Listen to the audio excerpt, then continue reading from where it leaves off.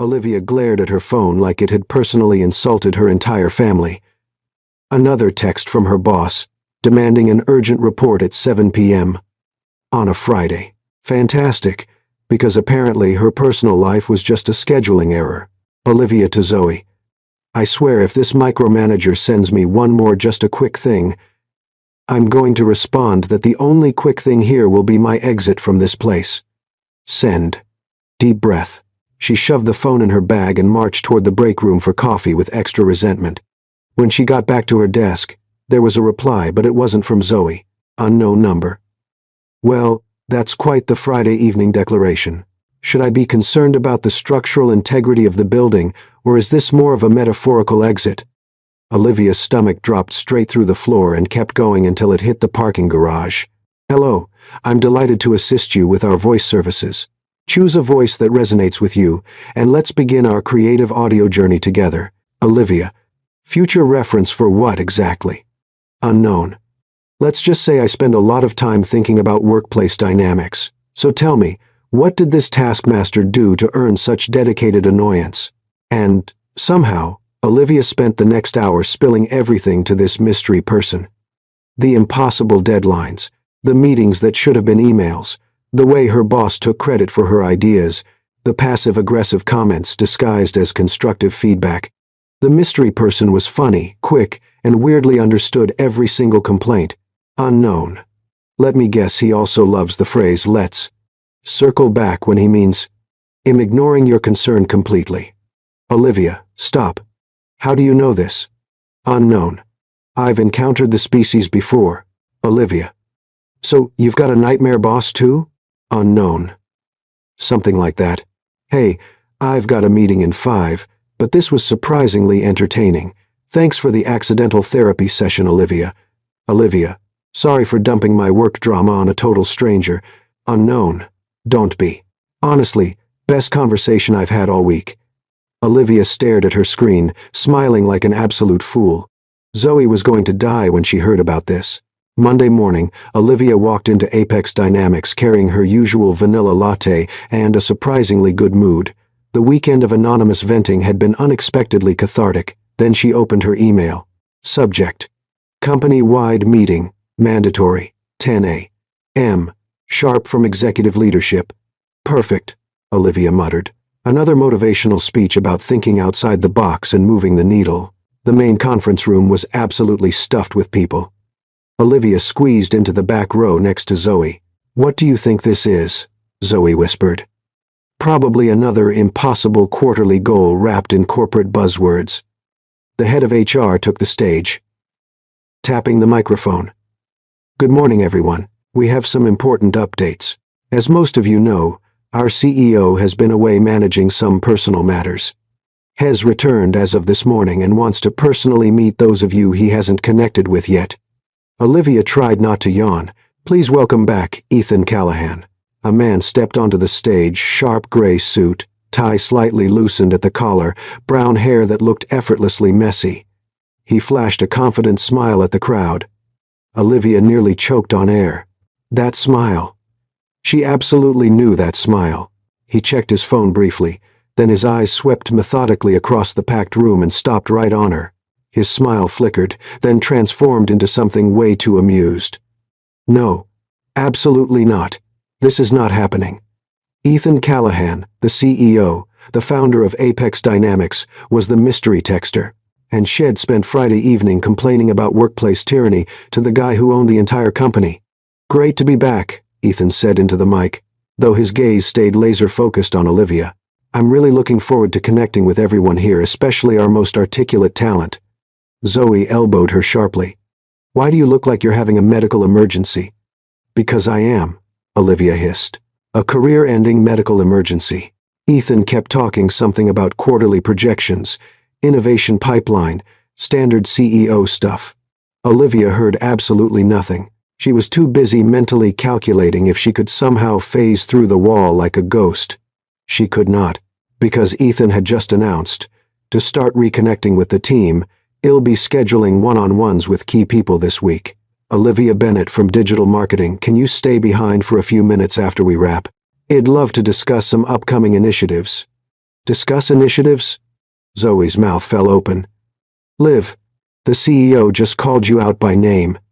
I'm aware, Olivia whispered. I'm also considering fleeing to Canada. The meeting ended. People streamed out, chattering excitedly.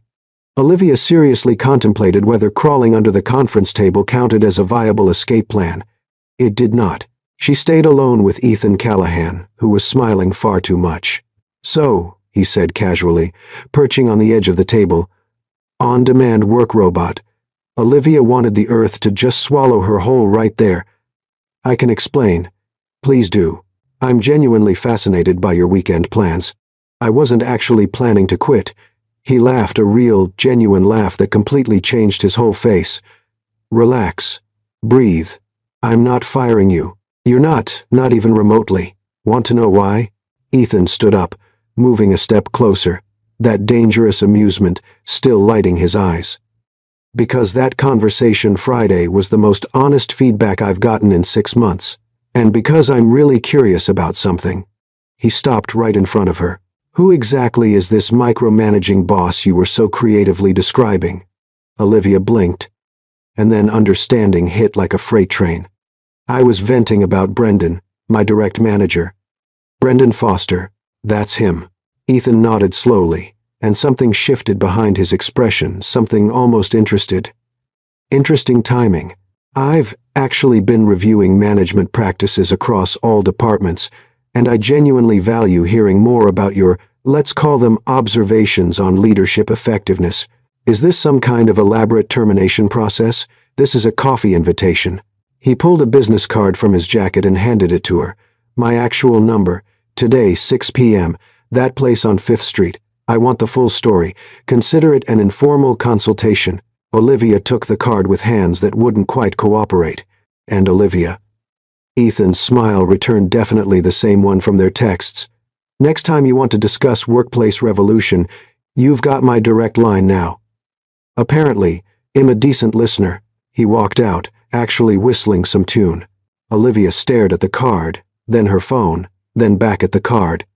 I'm completely doomed, she whispered to the empty room. Hello, I'm delighted to assist you with our voice services. Choose a voice that resonates with you, and let's begin our creative audio journey together. So, Ethan began, wrapping his hands around his cup. Tell me about Brendan. Seriously? You actually want to hear about my manager? I want to understand why one of my most talented employees was contemplating a dramatic exit last Friday. Most talented? You don't even know my work. I looked you up. He pulled out his phone, scrolling. That campaign you designed for our Q2 product launch increased engagement by 287%. The social media strategy you pitched last month that Brendan somehow presented as his own idea, brilliant, should have been implemented immediately. Olivia's coffee cup froze halfway to her mouth. You knew he took credit for that? I suspected. Now I'm confirming. Ethan leaned back, expression serious. So tell me everything. And somehow, Olivia did. The impossible last-minute requests, the meetings that accomplished nothing, the way Brendan would shoot down her ideas in front of everyone, then present them as his own later, how he'd critique her work with vague feedback like this doesn't feel right, without ever explaining what right would look like. Ethan listened with complete focus, occasionally asking questions, taking actual notes on his phone. The worst part, Olivia continued, now on her second coffee and completely filter-free, is that he uses these motivational poster phrases like their actual management strategies. Last week when I showed him a critical system error that deleted 3 weeks of content, he said, "Every setback is a setup for a comeback." Ethan, 3 weeks of work. Gone. That wasn't a setup. That was a disaster. She stopped, breathed. Sorry, I called you Ethan. Mr. Callahan, sir, your executive majesty. Ethan was laughing so hard he had to wipe his eyes. Please, never call me executive majesty again. And yes, call me Ethan. Considering you already shared detailed workplace escape plans with me, I think we're past formalities. You're really not gonna fire me? His expression shifted to something more serious. Can I tell you something? She nodded. I was away for 3 months because my dad had a major health scare. I spent that entire time at the hospital, completely disconnected from Apex. And when I came back, he paused. I realized a lot was happening that I didn't know about. Managers I trusted were, let's say, not reflecting the company culture I wanted to build. Oh, so no, I'm not firing you. I'm thanking you for being honest, and I'm going to look into some things. Olivia felt something weird in her chest, gratitude, relief, attraction to someone who actually listened. No, definitely not that last one. That would be extremely inconvenient. Now, Ethan leaned forward with that dangerous smile returning. Tell me about the time you almost threw your laptop out the window. How do you know about that? You mentioned it Friday. Defenestration of technology were your exact words. And just like that, they spent 2 more hours talking. Ethan sharing ridiculous CEO stories he couldn't tell anyone else. Olivia revealing other workplace absurdities she'd been quietly tolerating. It was dangerously easy to talk to him. Way too easy. It's getting late, Ethan said finally, checking his watch. And technically I'm your boss, so I probably shouldn't keep you here until he glanced at the time. Wow, 9 p.m. Technically you invited me. Technically you threatened corporate abandonment first. They walked out together into the cool evening air. Olivia had forgotten her jacket. Here. Ethan shrugged off his suit jacket and draped it over her shoulders before she could protest. The fabric was warm, smelled like expensive cologne and something uniquely him. Ethan. Return it Monday. Gives you an excuse to stop by my office. He smiled, waved, and slid into an Uber. Olivia stood on the sidewalk, wrapped in his jacket, her sensible doing extremely unprofessional things. Friday morning, Olivia was grabbing coffee in the break room when Zoe burst in, practically vibrating. Liv, did you see the email? What email? Brendan got transferred to the Phoenix office, and you've been promoted to marketing director. Coffee nearly escaped Olivia's grip entirely. What? It just went out, official HR announcement. Brendan Foster transferred. Olivia Bennett promoted to director of digital marketing. Effective immediately. Olivia sprinted to her desk, pulling up her email. There it was. Official HR communication. Restructuring. Brendan transferred. Olivia promoted starting today. Her hands shook as she grabbed her phone. Olivia, did you do this? Ethan. Do what? Olivia. Don't play innocent. Ethan. I have no idea what you're referring to, but I did hear we have a new marketing director. Should probably celebrate. Dinner? Olivia. Ethan. He was already under investigation for several issues. Your conversation just accelerated an existing process, and the promotion you earned that. I reviewed your entire portfolio. You should have been director 6 months ago. Olivia. You reviewed my portfolio. Ethan. I may be CEO, but I still know how to use Google Drive. That campaign you designed for the app launch genius. Someone should have recognized that way sooner. Olivia felt her face heating up. Olivia, people are going to think there's favoritism. Ethan. People can think whatever they want. I saw the metrics. You increased our engagement by 340% last quarter. That's not favoritism. That's recognition of actual talent. Olivia. Still. Ethan. Still, nothing except the dinner invitation. Olivia. Not as CEO and employee. Just as the guy who got an accidental text, and the woman who writes the best workplace rebellion messages I've ever seen. Olivia bit her lip, smiling despite herself. Olivia. This is absolutely the worst idea ever. Ethan. Completely agree. Saturday, 7 p.m. Olivia, you're impossible. Ethan, that's part of my charm.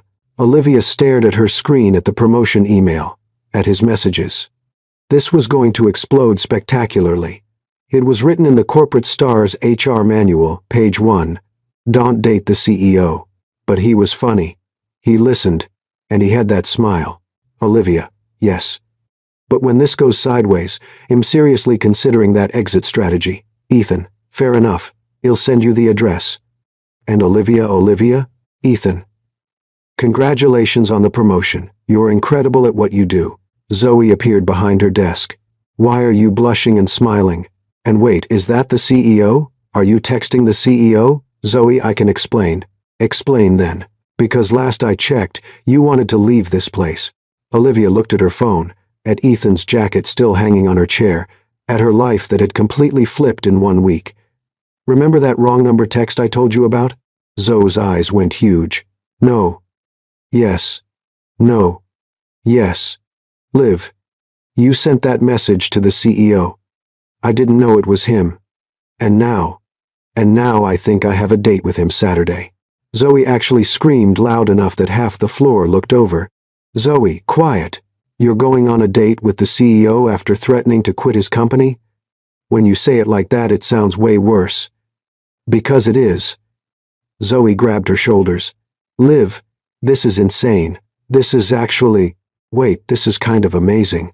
I mean, he's gorgeous, he's successful, and apparently he has a sense of humor about corporate rebellion. It's probably a terrible idea, probably, but also possibly the best terrible idea ever. Zoe grinned. So what are you wearing? Saturday night, 6:45 p.m.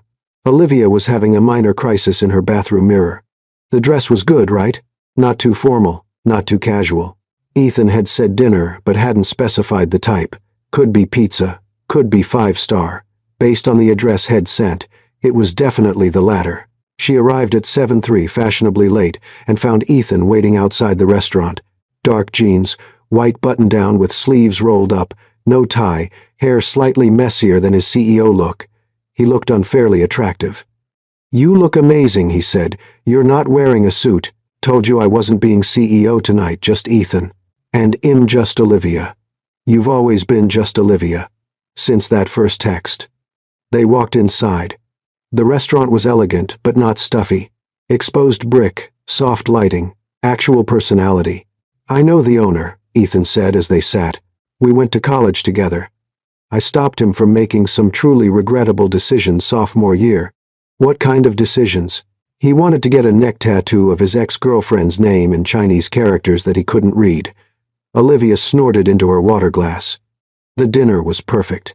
They talked about everything, how Ethan had started Apex in his tiny apartment, how Olivia had chosen marketing because she loved understanding what made people connect with ideas, their mutual obsession with true crime podcasts, that embarrassing moment everyone has from company parties. You did not dance on a table, Ethan said. I absolutely did. At last year's holiday party, Zoe has video evidence. I need to see this video. You absolutely do not. Too late. It's now a professional development requirement. As CEO, I need to assess coordination skills. You're ridiculous. You've mentioned that before. I'm starting to think it's a compliment. Everything was going amazingly well until dessert arrived and a woman's voice said behind them, Ethan. They both turned. A tall blonde woman in a red power suit stood there, expression carefully neutral but eyes sharp. Vanessa. Ethan's entire body language shifted. Hi. Didn't expect to run into you here. Her gaze moved to Olivia with obvious curiosity. And with company. Before Olivia could respond, Ethan cut in. Vanessa. This is Olivia. Olivia Vanessa. Just Olivia. No context. No explanation. Something cold settled in Olivia's stomach. Nice to meet you, Vanessa said, with a smile that didn't reach her eyes. Ethan and I have known each other for years. Business partners, actually. Well, former partners. It's complicated. Complicated seemed to be the theme. I won't interrupt your evening, Vanessa continued, though she made no move to leave.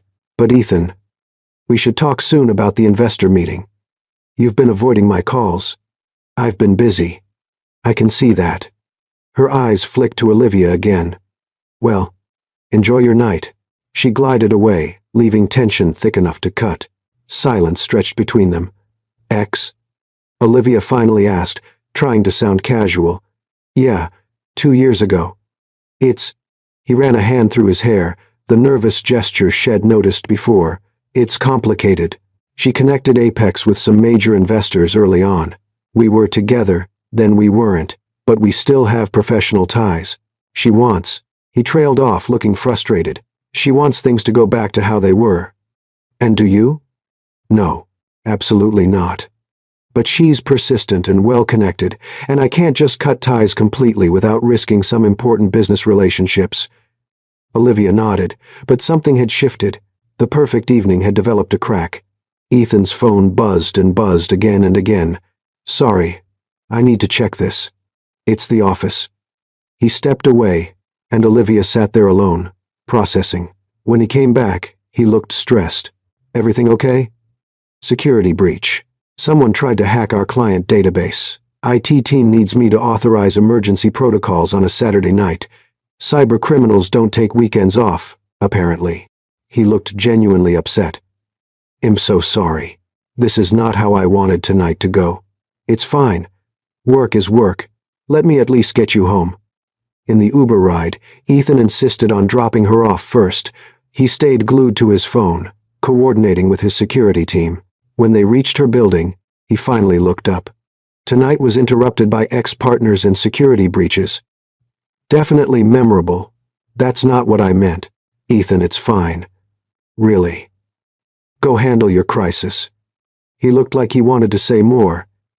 Instead, he just nodded. "Monday." "Well, talk Monday. I promise." Olivia climbed out and watched the car drive away. Inside her apartment, Zoe was waiting with wine and questions. "So how was it?" It was confusing.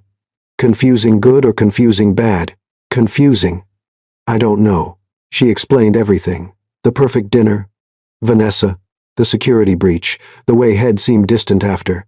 "Liv," Zoe said carefully, "he probably called you just Olivia because you were in public and you two aren't officially anything yet. Or because he actually only sees me as just an employee he happened to text. You don't believe that. You saw how he looked at you. And what if it's just physical attraction? What if when that fades, I'm just another employee? What if it's not? What if it's real?" Olivia curled up on the couch, staring at her phone. It buzzed. "Ethan, I'm sorry about tonight. Really sorry. I'll make it up to you." "Olivia, how's the security situation?" "Ethan, under control for now. I'm going to be here all night though." "Olivia, coffee and good luck then." "Ethan." "Olivia. Olivia." "Ethan, tonight was the best night I've had in years. Even with the disasters. Especially before the disasters." Olivia smiled at her screen despite everything. "Olivia, talk Monday." "Ethan, Monday. No interruptions, I promise." But Monday came with its own complications. When Olivia arrived at work, Ethan was nowhere to be found, and Vanessa was sitting in the main conference room with Ethan's entire executive team, looking very much like she belonged there. Olivia stood frozen in the hallway, staring through the glass wall. Vanessa sat at the head of the table like she owned the place, gesturing animatedly while Ethan's VP of Operations, CFO, and Head of Product Development all nodded along. She had a presentation pulled up, charts, graphs, the works. What the heck is happening? Zoe appeared beside Olivia, coffee in hand. "I have absolutely no idea. Is that the ex from Saturday?" "Yep. And she's just in there with the executive team apparently." They watched as Vanessa laughed at something the CFO said, touching his arm casually. She looked completely comfortable, like she'd never left. Olivia's phone buzzed. "Ethan, can you come to my office? Need to talk." Her stomach twisted into complicated knots. "Olivia? Now?" "Ethan, please." She took the elevator to the executive floor, her new director credentials getting her past security without question. Still felt surreal. Ethan's assistant waved her straight through. He was standing by the window, tie loosened, looking exhausted, like he hadn't slept. "You look terrible," Olivia said before she could stop herself. He turned, managing a tired smile. "Thanks. That's exactly what I needed to hear." "Sorry. You look terrible in a concerned way. Nice save." He gestured to the chair across from his desk. "Sit, please." Olivia sat, hands folded in her lap, trying to ignore how her heart was hammering. "About Saturday," he started. "About Vanessa being in your conference room right now." She hadn't meant for it to come out that sharp. Ethan winced. "Yeah. About that. So what? You two are back together. Business partners again? I'm just confused about what I walked into this morning. We're not back together at all." He rubbed his face with both hands. "The security breach Saturday, it was worse than I initially thought, We lost some sensitive client data. Vanessa's firm specializes in crisis management and investor relations. The board insisted we bring her in as a consultant. The board insisted, yes. And I didn't have much choice. 3 board members threatened to call an emergency vote if I didn't bring in expert help immediately. Vanessa's firm is the best at this. Olivia processed this. It made logical sense, but it still felt awful. So what does this mean for? She gestured vaguely between them. Ethan stood up, moving around the desk to lean against it, closer to her. It means we need to be careful. More careful than I wanted to be. Careful meaning what exactly? He met her eyes directly. The board is already questioning some of my recent decisions. If they think there's anything unprofessional happening between us, they'll use it against both of us. Against you especially. So what are you saying? I'm saying we should probably cool things down publicly until this crisis is resolved and Vanessa's gone. There it was, the thing Olivia had been dreading since Saturday night. Right, makes sense. She stood up, keeping her voice steady. Professional distance. Got it. Olivia, no, really. I understand. You're CEO, I'm a newly promoted director. People are watching. It makes total sense. That's not. He stepped closer, frustration clear on his face. I don't want to do this, but I can't let them tear you apart because of me. And they will. Vanessa already made a comment this morning about interesting new management choices. Olivia felt ice in her veins. She knows about us. She suspects, and she's really good at weaponizing suspicions. So this is about her. This is about protecting you and your career. You earned that promotion, Olivia. I won't let anyone take that away from you by suggesting otherwise. He looked genuinely miserable, which somehow made it worse. How long? Olivia asked quietly. The consulting contract is for 3 weeks, maybe less if we resolve things faster. 3 weeks. 21 days of pretending Saturday night didn't happen. Of watching Vanessa waltz around like she owned the place. Okay, Olivia said, heading toward the door. Wait. Ethan caught her arm gently. I know this isn't what either of us wanted, but it doesn't change anything between us. Not really, doesn't it though? She looked at where his hand touched her arm, then back at his face. 3 weeks is a long time, Ethan. A lot can change. Not this. Not us. Olivia wanted to believe him, but the corporate world had taught her that intentions meant nothing compared to circumstances. I should get back to work. New director responsibilities and all. She left before he could say anything else. The next 2 weeks were absolute torture. Olivia threw herself into her new role, redesigning the entire digital marketing strategy, implementing new campaigns, crushing every metric. If people were going to whisper about favoritism, she'd make sure her work spoke louder. But everywhere she turned, there was Vanessa in the executive meetings Olivia now attended as director, in the hallways laughing with board members, in the cafeteria coincidentally showing up wherever Ethan was. Chase, circling him like a shark, Zoe observed during lunch Wednesday of week 2. She's doing her job, Olivia said, stabbing her salad more aggressively than necessary. Her job doesn't include touching his arm every 5 seconds. Olivia had noticed that too, the casual touches, the inside jokes, the way Vanessa would lean in close when talking to him. They have history. It's normal. You don't actually believe that. She didn't. But what was she supposed to do? Her phone buzzed. Ethan. Conference room C, 5 minutes. Need your input on something. Conference room C was the small one, the private one. Olivia found him already there, door closed, blinds drawn. This looks suspicious, she said, hovering by the door. I haven't talked to you alone in 12 days, Ethan said, not moving from where he stood by the table. I'm going slightly insane. Ethan, I know. Professional distance. Hello. I'm delighted to assist you with our voice services. Choose a voice that resonates with you, and let's begin our creative audio journey together. Hello. I'm delighted to assist you with our voice services. Choose a voice that resonates with you, and let's begin our creative audio journey together. Except they couldn't. Because that afternoon everything exploded. Olivia was in her office reviewing campaign analytics when her phone lit up with a text from an unknown number. Unknown. Thought you should see this before it goes public. An image loaded. It was a photo of her and Ethan from that first coffee shop meeting 2 weeks ago, sitting close, laughing, completely absorbed in conversation. It looked intimate, damning, unknown. Interesting relationship between a CEO and a newly promoted director, don't you think? Would be a shame if this ended up with HR or the board. Olivia's hands shook. Another message came through. Unknown. Back off. Hes not yours to have. He never was. No name. But Olivia knew exactly who it was. She was trying to figure out what to do when Zoe burst into her office. Liv, have you seen the internal message board? What? No? Why? Hello. I'm delighted to assist you with our voice services. Choose a voice that resonates with you, and let's begin our creative audio journey together. When she got there, he was pacing like a caged animal. Vanessa sat in one of his chairs, looking concerned but somehow also satisfied. You saw the forum, Ethan said without preamble. Yeah. IT is tracking the IP address. Well, find out who posted it.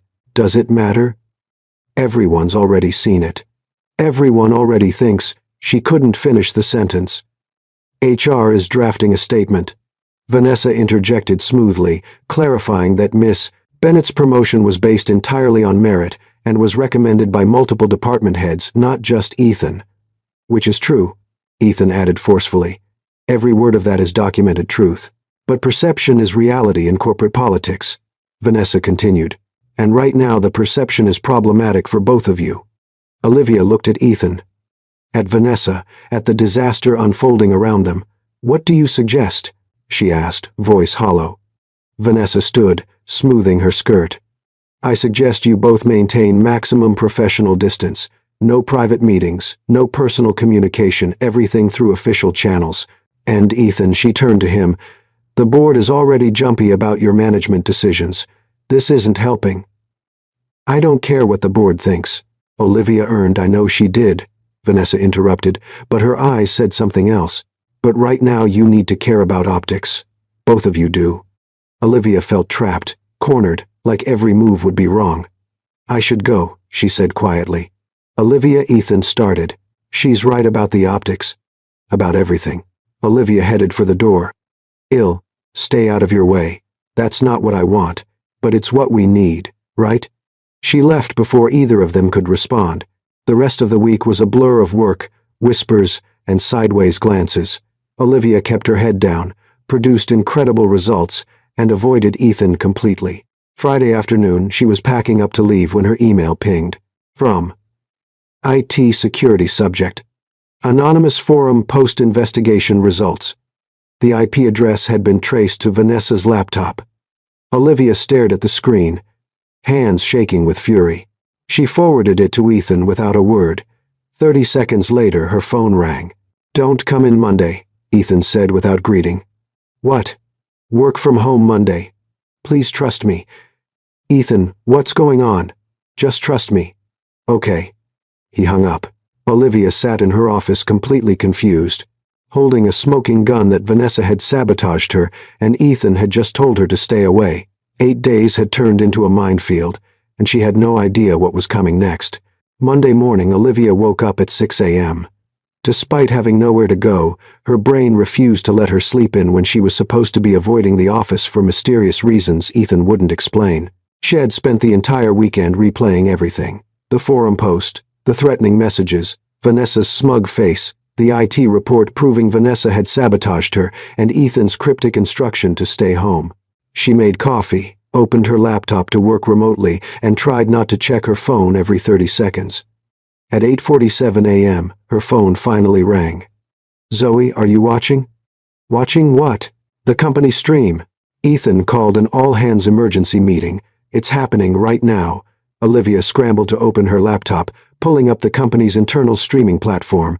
Sure enough, the main conference room was packed, and the stream had over 300 employees logged in remotely. Ethan stood at the front, looking nothing like the exhausted, frustrated man from Friday. He looked sharp, focused, dangerous, and Vanessa sat in the front row looking confused. Good morning, everyone, Ethan began, his voice carrying that CEO authority Olivia had only heard a few times. I've called this meeting to address some serious issues that have come to light regarding professional conduct, corporate sabotage, and integrity. The room went dead silent. As many of you saw last week, There was an anonymous post on our internal forum making accusations about favoritism in recent promotion decisions, specifically regarding the promotion of Olivia Bennett to Director of Digital Marketing. Olivia's stomach dropped. Was he about to throw her under the bus publicly? I want to be crystal clear about something, Ethan continued, his tone hardening. That promotion was not only deserved, it was overdue. Miss Bennett increased our digital engagement by 340% over the past 6 months. She designed the campaign that landed our 3 largest clients this quarter. Her work has directly contributed to a 28% revenue increase in her department. He clicked a remote and a presentation appeared on the screen behind him. Charts, metrics, undeniable proof. Her promotion was recommended by 4 separate department heads and approved by our HR director before it ever reached my desk. The decision was unanimous. The only mistake made was that we didn't promote her 6 months earlier. Olivia's hand covered her mouth. He was defending her publicly with receipts. However, Ethan's voice dropped, becoming ice cold. Someone in this company decided to weaponize anonymous forums and harassment to undermine a talented employee, to damage her reputation, to create a hostile work environment based on completely fabricated insinuations. He clicked again. The anonymous forum post appeared on screen. Our IT security team traced this post. It originated from a device registered to Vanessa Hartley, who has been working here as a consultant. The camera panned slightly. Vanessa had gone pale. Miss Hartley also sent threatening messages to Miss Bennett, including photographs taken without consent with implied blackmail. Another click. The threatening texts appeared. Phone number visible. That phone number is registered to Miss Hartley's consulting firm. The conference room erupted in whispers. Vanessa stood up, her composure cracking. Ethan, this is ridiculous. Sit down. His voice cut through the room like a blade. I'm not finished. Vanessa sat, but her expression had transformed from shock to fury. This company was built on principles of integrity, respect, and merit-based advancement. What Miss Hartley did violates every single one of those principles. It's also illegal. Cyberbullying, harassment, and attempted blackmail are criminal offenses. He turned to look directly at Vanessa. Your consulting contract is terminated effective immediately. You have 30 minutes to collect your belongings and exit the building. Security will escort you, and my legal team will be in contact regarding the harassment charges Miss Bennett will be filing. You can't do this, Vanessa spat. The board approved my contract. Hello, I'm delighted to assist you with our voice services. Choose a voice that resonates with you, and let's begin our creative audio journey together. And some girl is a brilliant professional who earned her position through actual talent, something you clearly know nothing about. Vanessa's face twisted with rage and humiliation. She grabbed her bag and stormed toward the exit, the security guards following. At the door she turned back. You'll regret this, Ethan. When this little romance falls apart and she leaves you looking like a fool, that's enough. Leave now. She left. The door closed with a heavy thud. The conference room sat in stunned silence. Ethan took a breath, his expression softening slightly. I want to address something else. There have been rumors, speculation, and gossip about my personal life and Miss Bennett's. Here is the truth. I have tremendous respect for her as a professional. Her promotion had nothing to do with anything except her exceptional work. He paused, and something flickered in his expression. However, I will also not apologize for the fact that I think she's remarkable, that I enjoy talking to her, that I value her perspective both professionally and personally. Those feelings don't diminish her accomplishments. They exist separately from them. Olivia's heart was hammering so hard she thought it might crack a rib. If anyone has concerns about favoritism or impropriety, HR has an open-door policy. Bring your concerns there with specific examples, not anonymous forum posts. If anyone feels they've been treated unfairly, let's have that conversation directly and professionally. He clicked off the presentation. That's all. Thank you for your time. Get back to doing the incredible work you all do. The stream ended. Olivia sat frozen on her couch, staring at the blank screen. Her phone exploded with texts. Zoe. Olivia. What just happened, Zoe? Did the CEO just publicly defend you and fire his ex, Zoe? And basically confess he has feelings for you, Zoe? On a company-wide stream, Zoe. Liv, answer me. But before Olivia could respond, her doorbell rang. She walked to the door in a daze, still wearing pajama pants and an oversized sweatshirt, and opened it. Ethan stood there, tie loosened, looking like he'd just fought and won a war. "Hi," he said. "Hi," she managed. "Can I come in?" She stepped aside. He walked into her apartment, ran a hand through his hair, and turned to face her. "So, that happened. That definitely happened. I probably should have warned you more specifically, but I couldn't risk it leaking before this morning. You fired her in front of everyone. I fired her because she harassed you, sabotaged your reputation, and broke about 6 different laws. Hello. I'm delighted to assist you with our voice services. Choose a voice that resonates with you, and let's begin our creative audio journey together. Come on, Olivia, you had to know." His thumb brushed across her knuckles. "From that first accidental text, I was hooked. Your humor, your passion, the way you see things differently than everyone else in that building. I tried to be professional. I tried to keep distance. But I can't stop thinking about you." "This is still complicated," she whispered. "I know. Your boss, probably shouldn't be standing in your apartment confessing feelings. HR would have a field day with the power dynamics probably, but I'm willing to navigate complicated if you are. We can set boundaries. We can be transparent with HR. We can do this the right way." He squeezed her hands gently. "If you want to do this at all, because I just blew up my ex-girlfriend on a company stream for you, and I'm realizing I never actually asked if you felt the same way." Olivia laughed, the sound slightly hysterical. "You're an idiot. That's not a yes. Of course I feel the same way. I've been going quietly insane for 3 weeks, wanting to talk to you, be near you, not having to pretend that coffee meeting didn't mean everything." He kissed her finally, actually kissed her after weeks of almost and not quite and terrible timing. It was everything perfect and messy and real. When they broke apart, both slightly breathless, Ethan was smiling, that smile she'd fallen for through text messages. "So we're doing this? We're doing this. But we're doing it right. HR transparency, clear boundaries. No secret meetings." "Agreed. Well, maybe some secret meetings for personal reasons." Ethan kidding. "Mostly." He pulled her close again. "I should probably let you get dressed and actually start your workday. I told you to work from home because I knew this morning was going to be chaos, and I didn't want you dealing with the immediate fallout in person." He kissed her forehead. "But now that Vanessa's gone and everything's public, you can come back tomorrow if you want. What if people are weird about it? Then we deal with it together professionally. But Olivia, your work speaks for itself. The metrics don't lie. Anyone who has a problem with you will have to go through documented proof that you're exceptional at your job." She leaned into him, feeling the tension of 3 weeks finally releasing. "Thank you for defending me like that. Thank you for being worth defending. And for accidentally texting me that day, best wrong number ever." Tuesday morning, Olivia walked into Apex Dynamics expecting whispers, stares, judgment. Instead, she got a standing ovation from the marketing department. "Are you kidding?" Marcus, one of her team members, said when she looked confused. "You survived a sabotage attempt from the CEO's Psycho X and came out with a public validation of your work. You're a legend." "I'm really not. The metrics Ethan showed yesterday were insane," another colleague added. 340% engagement increase.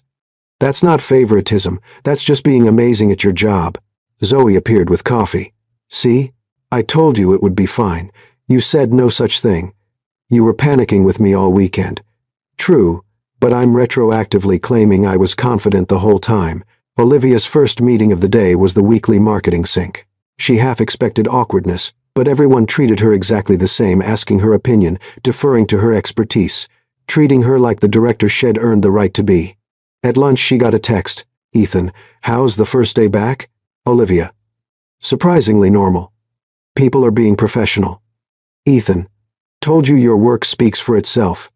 Olivia. "Still feels weird." Ethan. "Give it time. Want to grab dinner later somewhere, not the place where Vanessa interrupted us." Olivia. "Is that allowed? Aren't we supposed to be careful about optics?" Ethan. I talked to HR this morning, disclosed our relationship. They said as long as I'm not directly supervising you day to day and we maintain professional boundaries at work, we're fine. You report to the VP of Marketing who reports to me. That's enough separation. Olivia. You talked to HR already. Ethan. First thing this morning. I told you we're doing this the right way. Olivia smiled at her phone. Olivia. Dinner sounds perfect. Wednesday things got more interesting. Olivia was in a meeting with the executive team, her first since the Vanessa explosion, presenting her Q4 digital strategy. This is impressive work, the CFO said, studying her projections. These conversion rates seem ambitious though. Can you break down how you're planning to achieve them? Olivia walked them through her methodology, the data supporting her projections, the tests she had already run. She was in her element, confident and clear. Ethan sat at the far end of the table, barely participating, letting her shine completely on her own merit. After the meeting, the VP of Operations pulled her aside. That was excellent. Really solid strategy, thank you. Look, I'm going to be direct, because I think you deserve it. He glanced around, lowering his voice. Some of us on the executive team were skeptical about your promotion at first. The timing seemed convenient. But after seeing your work these past few weeks, and especially that presentation just now, you earned this position. Anyone who says otherwise is an idiot. Olivia felt something loosen in her chest, validation from someone who had no reason to flatter her. I appreciate you saying that. Just keep doing what you're doing. The results speak for themselves. Thursday brought the inevitable complication. A business magazine published an article. Apex Dynamics CEO fires consultant amid harassment allegations, workplace romance or professional misconduct. The article was mostly factual, citing Ethan's public statements and the documented harassment, but it raised questions about whether his personal feelings had influenced his business decisions. Olivia read it in her office, stomach sinking. Her phone rang. Ethan, don't read the article, he said immediately. Too late. It's garbage journalism. They're trying to create controversy where there isn't any. But they're not completely wrong to ask questions, Ethan. You fired your ex and defended me publicly. People are going to wonder. Let them wonder. Our legal team already sent a statement to the publication with documentation of Vanessa's harassment. The IT logs, the threatening messages, everything. If they want to make this a story, we have receipts for days. This isn't going away easily. I know. But we knew it wouldn't be simple. His voice softened. Are you okay? I'm fine. Just worried about you, your reputation. My reputation will be fine. The board got the full documentation yesterday. Even the skeptics admitted Vanessa crossed every line. This article is just noise. Ethan. Dinner tonight? I'm thinking Thai food and watching you stress eat pad Thai while I convince you everything's going to be fine. That's oddly specific. I'm learning your patterns. Thai food sounds perfect. Friday afternoon, the board called an emergency meeting. Ethan had been in there for 3 hours. Olivia tried to focus on work, but every 30 minutes she checked her phone. Nothing. At 4:47 p.m., Zoe burst into her office. The board meeting just ended. Ethan's walking out now. He looks, I can't tell if it's good or bad. Olivia pulled up the company directory, hovering over Ethan's extension. Before she could call, her office door opened. Ethan walked in, closed the door behind him, and leaned against it. Well? Olivia asked, heart hammering. The board had concerns about the optics, about whether my judgment was compromised, about liability. And I told them that my judgment was perfectly clear, that every decision I made was documented and defensible, that Vanessa's harassment was criminal, not corporate drama, and that my personal life, as long as it doesn't interfere with my professional responsibilities, is not subject to board approval. How did they respond? 3 board members wanted to issue a formal censure. 5 disagreed. 2 abstained. He smiled slightly. The censure failed, but they're watching closely. Any hint of actual favoritism or preferential treatment, and they'll have grounds to challenge my leadership. Olivia's stomach dropped. Ethan, maybe we should know. He pushed off the door, moving toward her. Don't finish that sentence. We're not backing down because they're watching closely. We're just going to be so absurdly professional and excellent at our jobs that they have nothing to complain about. That's a lot of pressure. You're already doing it. Your Q4 strategy got approved with unanimous executive support, including from people who were skeptical of you 2 weeks ago. He reached for her hands. We've got this. You're sure? I've never been more sure of anything. Olivia looked at him, this man who defended her publicly, navigated board politics, and refused to let circumstances dictate his choices. Okay. We've got this. Dinner? Actually, I have a better idea. Come over tonight. I'll cook. Well, watch something mindless. Well, just be normal people for a few hours instead of CEO and director under corporate scrutiny. That sounds perfect. That night, Olivia's apartment became their sanctuary. She made pasta slightly overcooked but edible. Ethan brought wine expensive, because of course he did. They sat on her couch, watching a terrible action movie and dissecting its plot holes. No explosion that big would leave the protagonist with just photogenic dirt smudges, Ethan pointed out. And somehow she's running in heels through all of it without breaking an ankle. Completely unrealistic, says the CEO who just survived a corporate coup attempt. That was different. I had documentation. Olivia laughed, settling more comfortably against his shoulder. Can I ask you something? She said during a particularly slow scene. Always. When did you know that this was more than just accidental texting chemistry? Ethan was quiet for a moment, his fingers absently playing with her hair. Honestly? That first coffee meeting. You were nervous but trying to hide it. You made sarcastic comments about corporate culture that were so accurate they hurt, and when you talked about your work, about why you love marketing, your whole face lit up. He tilted her chin up to look at her.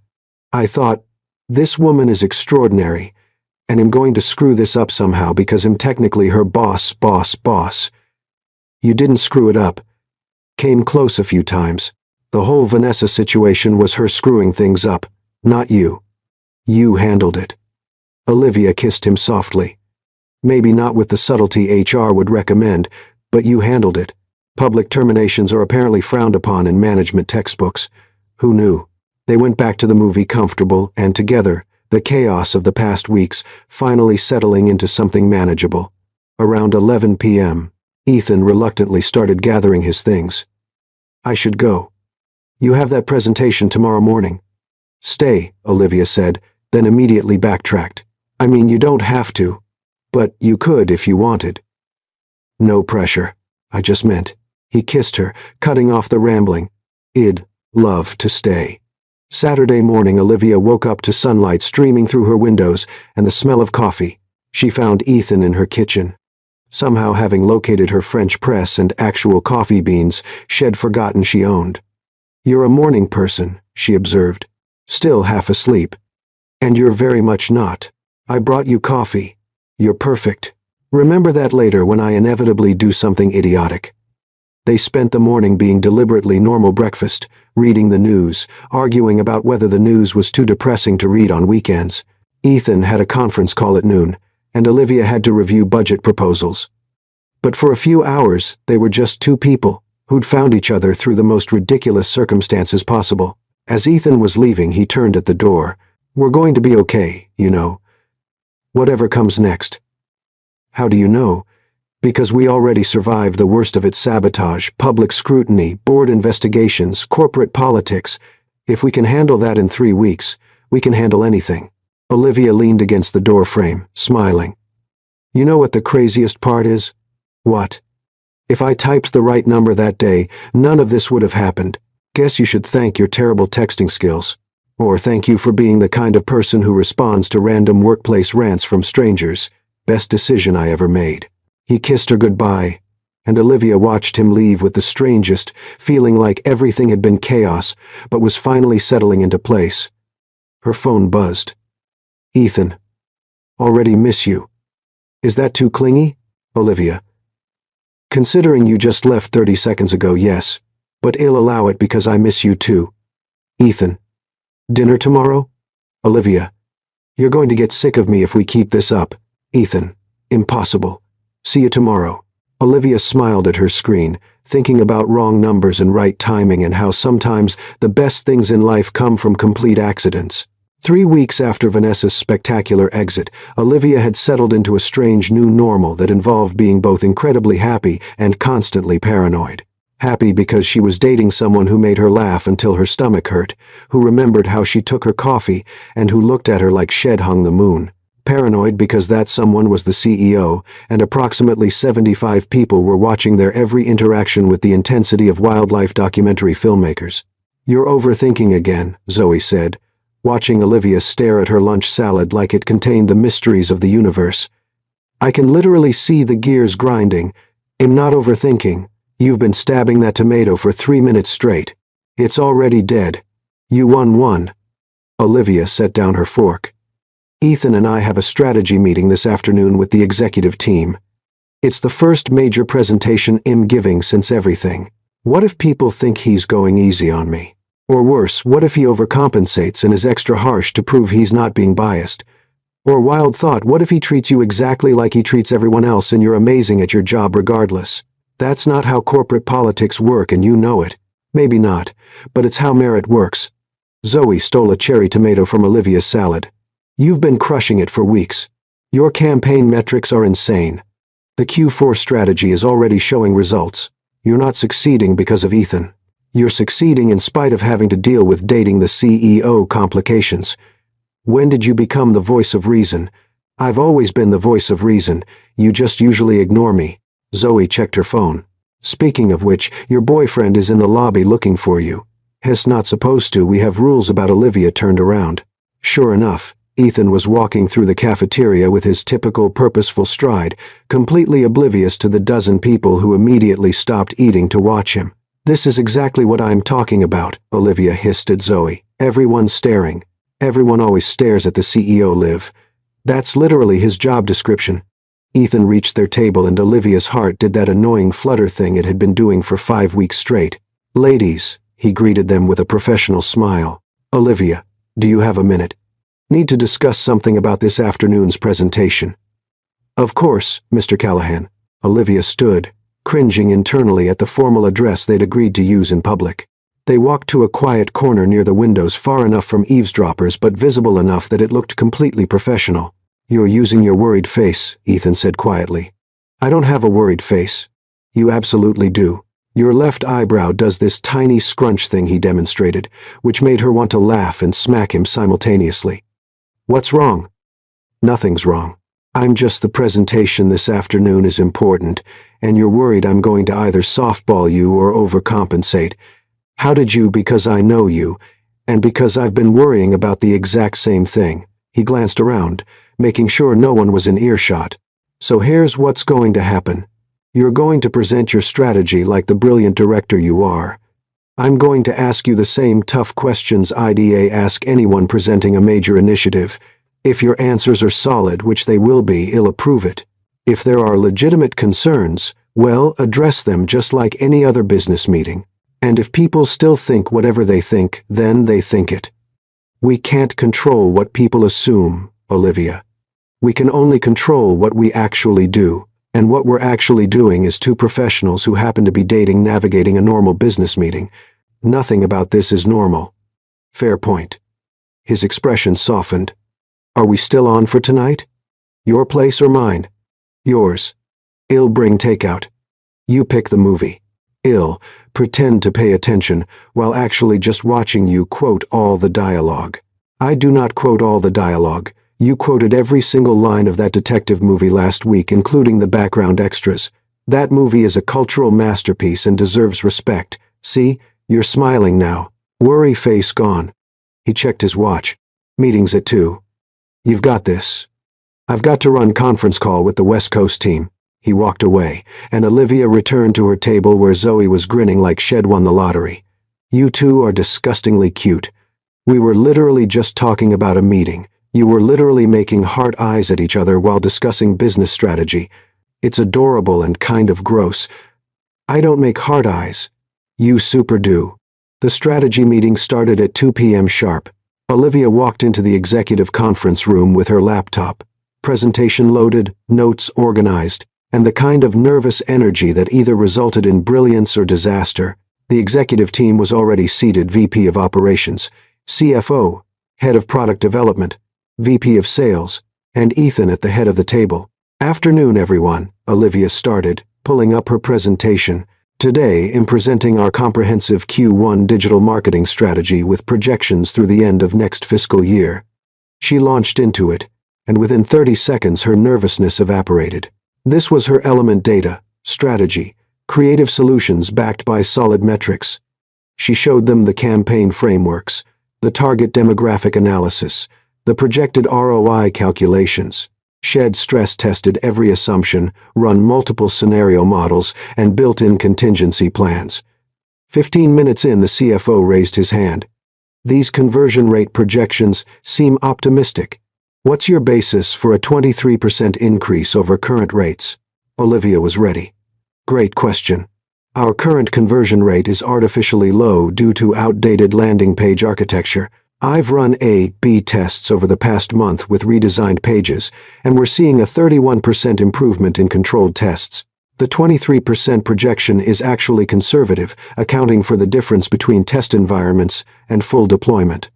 She clicked to the next slide, showing the detailed test results. Additionally, our competitor analysis shows similar companies achieving 28-35% conversion rates with comparable strategies. We're not shooting for the moon, we're catching up to industry standards. The CFO nodded, taking notes. The VP of Sales jumped in.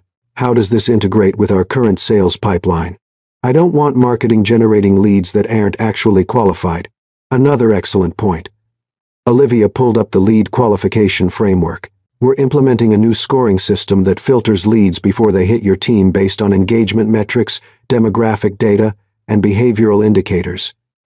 The goal is fewer leads but higher quality. I'd rather send you 50 genuinely interested prospects than 500 time wasters. I like that approach, the VP admitted. Question after question, Olivia fielded them all. She was prepared, confident, and she realized with some surprise actually enjoying this. Ethan sat at the end of the table, asking the occasional clarifying question but mostly letting everyone else grill her. 45 minutes later, she concluded with the budget breakdown and implementation timeline. Questions? Just one, Ethan said, and Olivia's stomach tightened. This implementation timeline shows launch in January. That's ambitious given the holiday slowdown. What's your confidence level on hitting that date? 85%, Olivia answered immediately.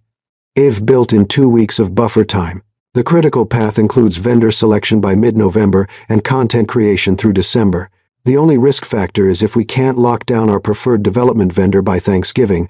I have 2 backup vendors pre-qualified if needed. And if we push to February, would that improve quality or just waste time? Olivia considered it carefully.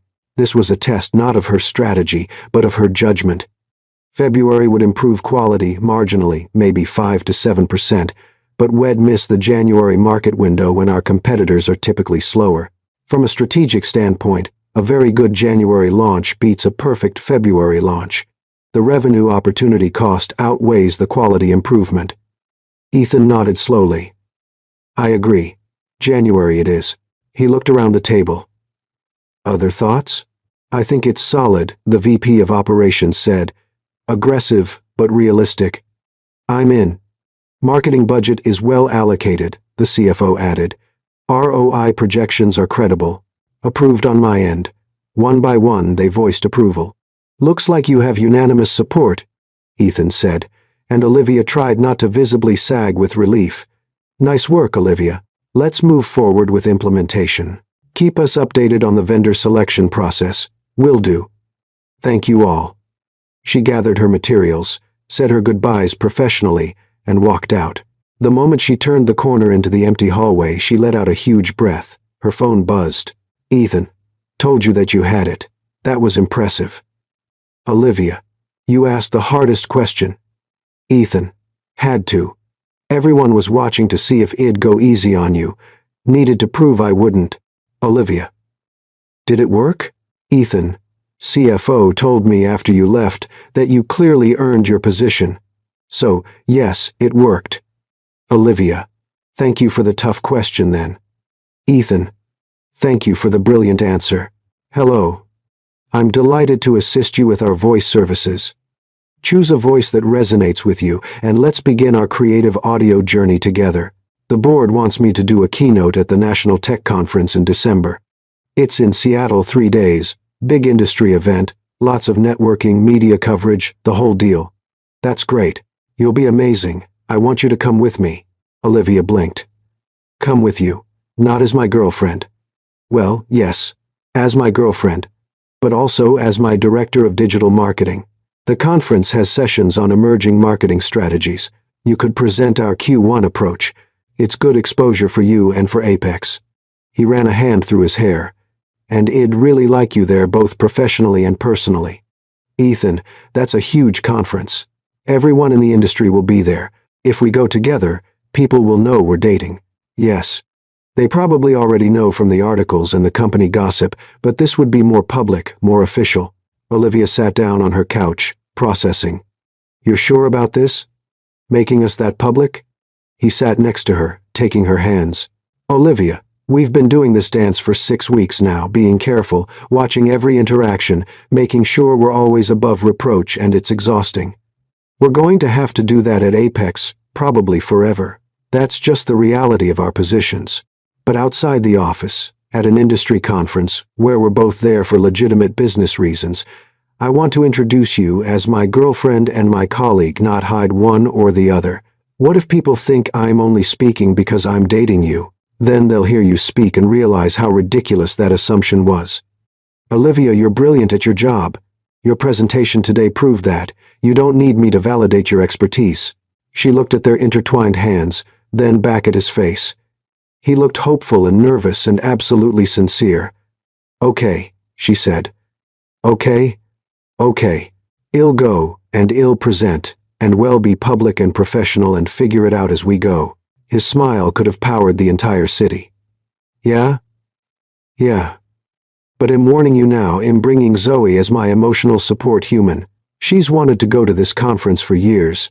And if I'm doing this, I need backup. Done. I'll add her to the company attendee list. He pulled Olivia closer, kissing her softly. Thank you. For what? For being willing to navigate this mess with me. It's not exactly the simple romance anyone dreams about. Please. Simple is overrated. I'll take complicated with you over simple with anyone else. That's the cheesiest thing you've ever said. I know. I'm horrified at myself. Hello, I'm delighted to assist you with our voice services. Choose a voice that resonates with you, and let's begin our creative audio journey together. Hard to tell with board members. He sat back down next to her. Either way, I'll handle it. Is this about us? I don't know. Maybe partially. But the board's been restless for months, ever since the security breach. They've been questioning everything. This might not even be related to our relationship. But it might be.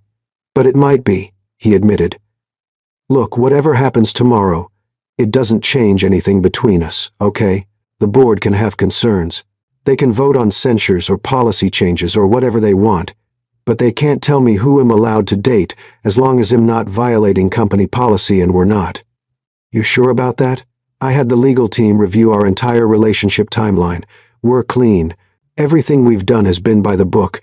The only thing they can complain about is optics, and optics aren't grounds for termination. Olivia nodded, but something cold had settled in her chest. Maybe I shouldn't go to Seattle with you. If the board is already worried about optics, no, absolutely not. Ethan turned to face her fully. We're not making decisions based on their discomfort. If they have legitimate concerns, well, address them. But we're not hiding or pretending or backing down because some board members are uncomfortable with the idea of their CEO having a personal life. Ethan, I mean it, Olivia.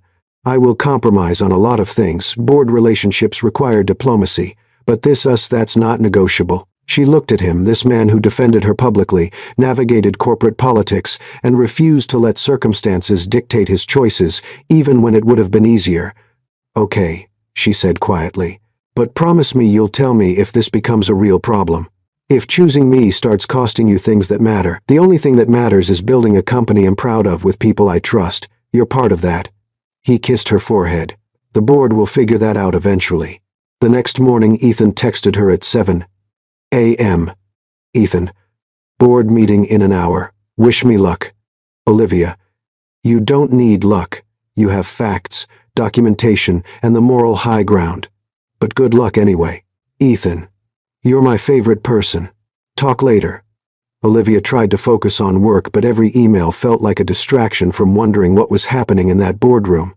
At 10:30 a.m., Zoe burst into her office without knocking. Have you heard? Heard what? The board meeting just ended. Ethan walked out. He looked, I don't know how to describe it. Determined. Angry. It was intense. Olivia's phone rang. I need to see you, Ethan said without preamble. Can you come to my office right now? Right now? She practically ran to the elevator, her mind spinning through worst-case scenarios. They'd issued a censure. They'd demanded he end their relationship. They'd threatened to remove him as CEO. When she got to his office, he was standing by the window, hands in his pockets, staring out at the city. What happened? She asked. He turned, and his expression was complicated, frustrated, determined, and something else she couldn't quite read. The board gave me an ultimatum. Olivia's heart stopped. What kind of ultimatum? They want me to either step down as CEO or sign a morality clause that essentially gives them veto power over my personal relationships. What? Apparently 3 board members are concerned that my judgment is compromised, that my relationship with you is a distraction, that it sets a bad precedent for the company. He laughed bitterly. One of them actually used the phrase, maintaining professional dignity. What are you going to do? Ethan crossed the room to her, taking both her hands. I told them to draft the paperwork. Olivia's stomach dropped. The morality clause? No, my resignation. What? I'm not signing a clause that gives them control over my personal life. And I'm not stepping down as CEO. So I told them I'd be happy to transition out, under the condition that they buy out my shares at fair market value, that I retain all intellectual property rights to projects I personally developed, and that they publicly state my departure is voluntary and unrelated to job performance. Olivia stared at him, trying to process what he was saying. You're actually going to resign? If they're serious, yes. But here's the thing. They're not serious. Or at least not all of them are. He smiled slightly. 2 board members walked out after I made my counteroffer. They thought this was a bluff to control me, not an actual attempt to force me out. And now, they're realizing that A, I'm not bluffing, and B, buying me out would cost them about $40 million, plus losing the CEO who built this company. So what happens now?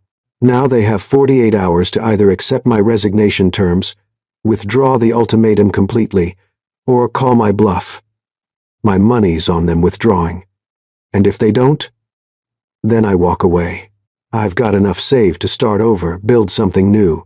Maybe take some time to actually figure out what I want to do with my life beyond quarterly earnings reports. Ethan, you can't just throw away everything you built. I'm not throwing it away. I'm refusing to let them weaponize it against me. There's a difference. He squeezed her hands gently. Olivia, I love this company. I poured 8 years of my life into building it. But I won't let them use it as leverage to control my personal choices. That's not a company I want to lead anyway. This is because of me. If we weren't dating, they'd find something else to try to control. That's what boards do when they feel like they're losing influence. They push boundaries to see what they can get away with. I'm just making it clear where my boundaries are. Olivia pulled her hands away, pacing to the window. You're really willing to walk away from Apex? For me?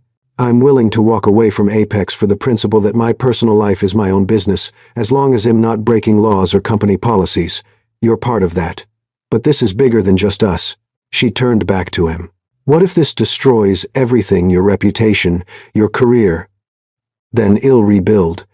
But I won't rebuild by compromising on things that matter. He moved closer. Look, I know this is scary. I know it's a lot. If you want to step back until this is resolved, don't finish that sentence. Olivia closed the distance between them. If you're willing to risk everything for the principle of this, I'm not backing down because it got complicated. We're in this together, stupid ultimatums and all. He pulled her into a hug, and she felt some of the tension leave his shoulders. I'm supposed to be the brave CEO making grand stands, he murmured into her hair. You're not supposed to have to deal with this level of corporate drama. Too late. I'm already dealing with it. We both are. His phone buzzed. He checked it and showed her the screen. Board chair, meeting reconvened 4 p.m. today. Please attend. We'd like to discuss alternative solutions. Alternative solutions? Olivia read. That sounds like backing down. Sounds like they called my bluff and discovered it wasn't a bluff. Ethan pocketed his phone. 4 p.m. Should be interesting. At 4 p.m., Ethan walked into the boardroom with the kind of calm confidence that came from knowing you held all the cards. The board chair looked significantly less confident. Ethan, thank you for coming.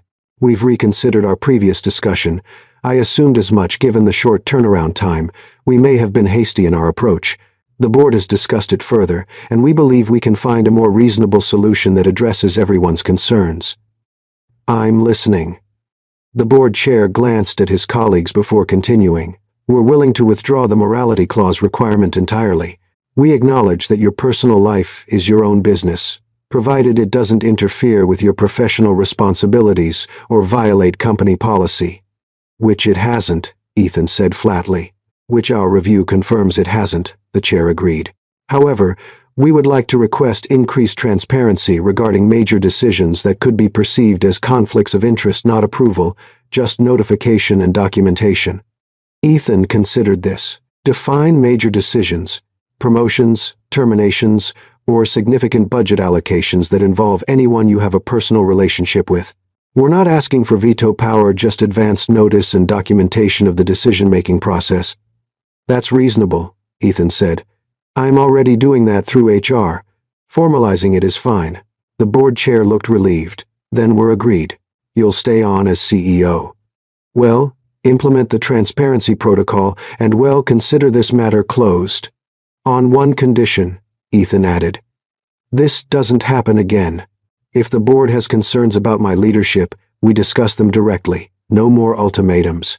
No more trying to leverage my personal life as a control mechanism. We're adults. We can communicate like adults. Several board members shifted uncomfortably. Agreed, the chair said. No more ultimatums. Ethan stood, extending his hand. Then we have a deal. I'll have my assistant send over the updated transparency protocols for review. He walked out of that boardroom with his job intact, his principles defended, and a point proven. When he got back to his office, he immediately texted Olivia. Ethan. Crisis averted. Still CEO. Board back down. Dinner to celebrate. Olivia. I'm buying. You earned it. Deal. Pick you up at 7. That night they went to a small Italian restaurant where nobody cared about corporate politics or board ultimatums. So you just called their bluff, Olivia said, over pasta carbonara. And they folded.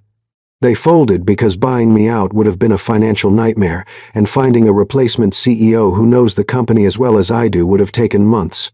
It was a calculated risk based on knowing my own value. That's either brilliant or insane. Little bit of both. He took a sip of wine, but it established something important. I'm CEO because I'm good at it, not because I'm willing to let them micromanage my life. That's a precedent worth setting. You know what the best part of today was? Olivia asked. What? Realizing that we're actually going to be okay. Not perfect, not without complications, but okay. We can handle corporate drama, board ultimatums, public scrutiny, because when things got really serious today, neither of us ran. We just dealt with it. We make a good team, Ethan agreed, both in and out of the office. Speaking of which, Seattle is in 3 weeks. Am I really presenting at the conference? If you want to, but yes, I already submitted your name as a speaker. Your session is called Data-Driven Marketing Strategies in Competitive Markets. They approved it immediately. You submitted me without asking first. I submitted your credentials and portfolio. The conference organizers approved you based on your actual qualifications. I just facilitated the introduction. Olivia shook her head, smiling. You're impossible. You keep saying that like it's a bad thing. It's not. It's just you, confident and slightly arrogant and somehow always right about things. I'm not always right. Name one time you were wrong. I thought that sci-fi movie you made me watch last week would be good based on the reviews.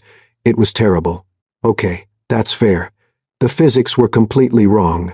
The physics were the least of its problems. They finished dinner, walked back to Olivia's apartment, and spent the rest of the evening being perfectly, normally, complicatedly happy. As Ethan was leaving around midnight, Olivia stopped him at the door. Thank you, she said. For today, for not backing down. For being willing to risk everything for something you believe in. I wasn't risking everything. I was just refusing to compromise on the things that actually matter. He kissed her softly. You matter. What we have matters. The board can work around that or find a new CEO. Lucky for them, you're very good at your job. Lucky for me, you're very good at yours. See you tomorrow. See you tomorrow. After he left, Olivia sat on her couch with a cup of tea, thinking about wrong numbers and right people, and how sometimes the universe just decides to throw chaos at you and see what you do with it. Her phone buzzed. Ethan. Home safe. Already missing you. Is that clingy? Olivia. Extremely. But I'll allow it. Ethan. Seattle in 3 weeks public debut as the CEO's girlfriend who also happens to be brilliant at marketing. Olivia. No pressure or anything. Ethan. You've handled everything else life has thrown at you. You can handle a conference. Olivia. Well, see. Good night, Ethan. Ethan. Good night, Olivia. Sweet dreams. She smiled at her phone, set it aside, and went to bed feeling like maybe, just maybe, they were actually going to pull this off. 3 weeks until Seattle. 3 weeks until everything became even more public. 3 weeks until the next challenge. But for tonight, everything was perfectly, complicatedly fine. The Seattle skyline looked like something out of a postcard as Olivia stared out the hotel room window, trying to remember how to breathe normally. In 4 hours she'd be presenting her marketing strategies to approximately 300 industry professionals, half of whom probably knew she was dating the CEO of her company. You're spiraling, Zoe said from the other bed. Stop it. I'm mentally preparing. You're catastrophizing. There's a difference. Zoe walked over, physically turning Olivia away from the window. Your metrics speak for themselves. Your work speaks for itself. The only people who will care about your relationship status are people whose opinions don't matter anyway. A knock interrupted them. Ethan's voice came through the door. It's me. Can I come in?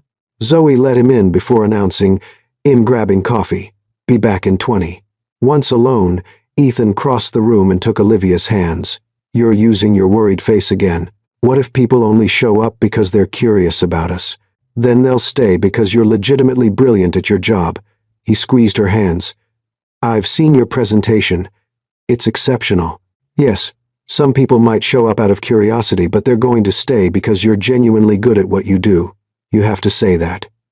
I'm saying it because it's true. Your session starts at 2 p.m. I'll be in the front row asking difficult questions to prove I'm not going easy on you. That's your idea of support? That's my idea of showing everyone that our professional relationship is exactly that professional. He kissed her forehead. You've got this. The conference room was packed, every seat full, people standing in the back. At exactly 2 p.m., Olivia began. Good afternoon. Today I'm sharing strategies that resulted in a 340% increase in digital engagement and a 28% revenue increase. These aren't theories, these are practical, tested approaches with measurable results. She clicked to her first slide. How many of you are working with smaller budgets, shorter timelines, and higher expectations than seems reasonable? Nearly every hand went up. People laughed. Exactly. Welcome to modern marketing. For the next 45 minutes she owned that room, real examples, solid data, practical insights. Then Ethan raised his hand. You mentioned 340% engagement increase. What's your conversion rate? Does high engagement actually translate to business results? There it was, the tough question. Great question. Olivia pulled up her conversion metrics. Our conversion rate on engaged users is 23% compared to 8% on non-engaged users. Engaged users have 31% higher lifetime value. The engagement isn't vanity metrics, it's identifying high-value customer relationships early. Ethan nodded, taking notes. Like everyone else, when she concluded, the applause was genuine and enthusiastic. Several people approached afterward with questions, business cards, genuine interest. Nobody mentioned Ethan, they just wanted to talk strategy. That was incredible, Zoe said when the room cleared. Ethan approached last. That was one of the best presentations I've seen at this conference. You made complex strategies accessible. That's rare. Thank you for the tough question. You established your own credibility. I just gave you an opportunity to prove it. He glanced around. They were alone now. Dinner tonight to celebrate. Sounds perfect. 2 weeks later, back home, Olivia got a text from an unknown number. Unknown. Hi, Olivia. Marcus Chen, from Innovate Tech. Attended your session. Brilliant work. Would love to discuss a consulting opportunity. Here is my card. She showed Ethan over breakfast. Marcus Chen is CMO of one of our biggest competitors. That's not small. I'm not interested. You should at least hear him out. Know your market value. You're encouraging me to talk to competitors. I'm encouraging you to make informed career decisions. If you choose to stay at Apex, which I hope you do, it should be because it's the best option professionally, not because you're dating me. The meeting happened a week later. Marcus offered senior director, significant raise, equity package. That's generous, Olivia said carefully. You're worth it. Take 2 weeks to think about it. That night she told Ethan everything. It's a good offer, he said. Better than what we can currently match. You're not going to convince me to stay? I want you to stay, but I want you to want to stay. He turned to face her. What do you actually want, Olivia? She thought carefully. I want to stay at Apex. I want to keep building what I've started. I want to prove I can succeed here. She paused. And yes, I want to work somewhere I can also date the CEO without constant scandal. Then counter me. What? Tell me what it would take for you to stay. Not just salary, what do you want from your career? More autonomy, real budget authority, a seat at strategic planning, and she hesitated. A clear path to VP within 2 years if I hit metrics. Done. Ethan, you can't just not just anything. You've earned autonomy with your performance. Your ROI justifies budget authority. You're already contributing strategically. And VP track, that's where you were headed anyway. I'm formalizing it. The board will see documented justification for everything. This isn't favoritism, it's retaining exceptional talent. How do I know that's true? Because I encouraged you to meet with a competitor instead of trying to guilt you into staying. I want you at Apex because you're an asset, not because we're dating. She looked at this man who refused to let their relationship overshadow her merit. Okay, stay on those terms. Welcome to your new role, Senior Director with VP Track. 6 months later, Olivia sat in her new office reviewing Q1 results. Her campaigns had exceeded projections again, engagement up 412%, conversion up 31%, revenue attribution up 43%. A knock on her door. Ethan walked in and closed it. The board reviewed your Q1 results. They were impressed. That's good. Very good. They're asking if we can clone you. He leaned back. You've proven everything you needed to prove. Nobody questions your position anymore. Does that mean less paranoia? I think we've earned breathing room. The scrutiny died down. People focus on your results, not our relationship. That's all I wanted to be known for my work. Mission accomplished. He stood to leave, then paused.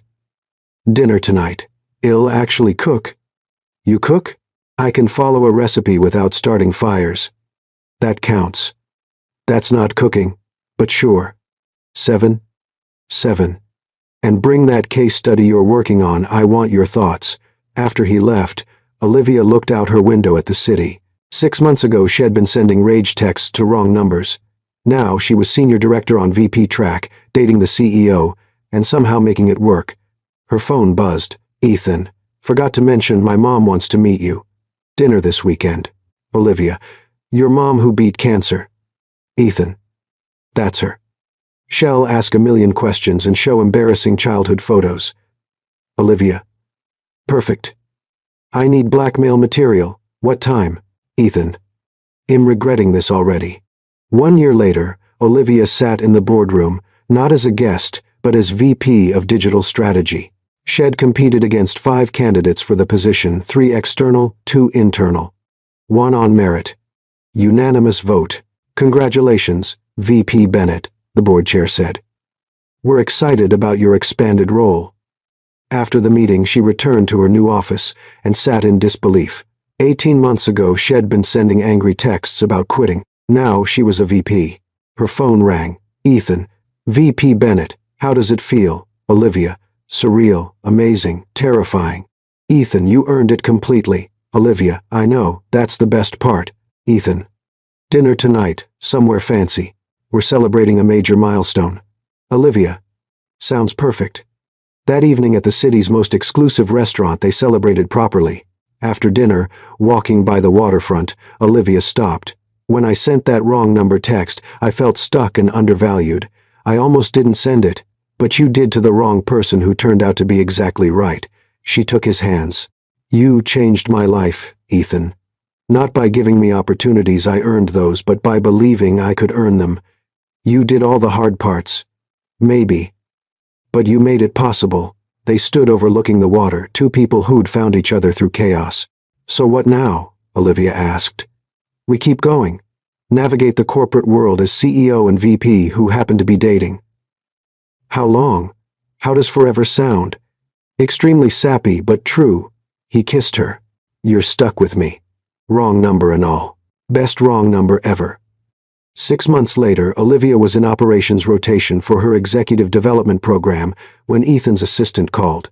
Mr. Callahan needs to see you when you have a moment. She went up wondering what this was about. He was by the window looking nervous. Everything okay? She asked. Yeah. I need to ask you something. He turned, running a hand through his hair. We've been together almost 2 years. We've navigated chaos, board ultimatums, public scrutiny, and me eating your clearly labeled leftovers. You're bringing up the leftovers during a serious conversation. Context. We've handled everything together with grace and patience for my occasional idiocy. He crossed to her, taking her hands. I love you. I've loved you since that first coffee meeting. I want to spend my life with you, navigating careers and chaos and whatever comes next. He pulled out a small box and dropped to one knee. Olivia Bennett, will you marry me? You're proposing in your office? I know it's not romantic. It's perfect. It's exactly us.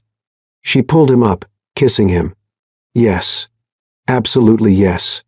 He slid the ring on, simple, elegant, exactly her style. We need to tell HR, she said. Already scheduled for this afternoon. I planned ahead. Of course you did. The wedding 1 year later. Olivia stood in the garden venue. Zoe adjusting her veil. Stop fidgeting. You look perfect. What if I trip? Then Ethan will think it's adorable. Relax. The music started. Olivia walked down the aisle, saw their small gathering of loved ones, and then saw Ethan.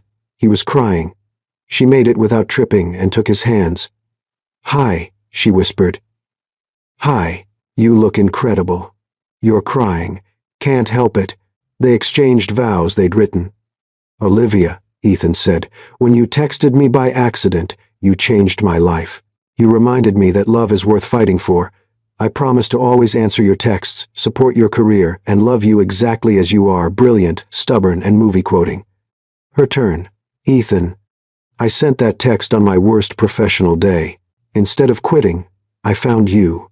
You believed in me when I didn't. I promise honesty, challenge when you need it, and loving you, as you are ambitious, nerdy, and annoyingly always right. I now pronounce you married. You may kiss.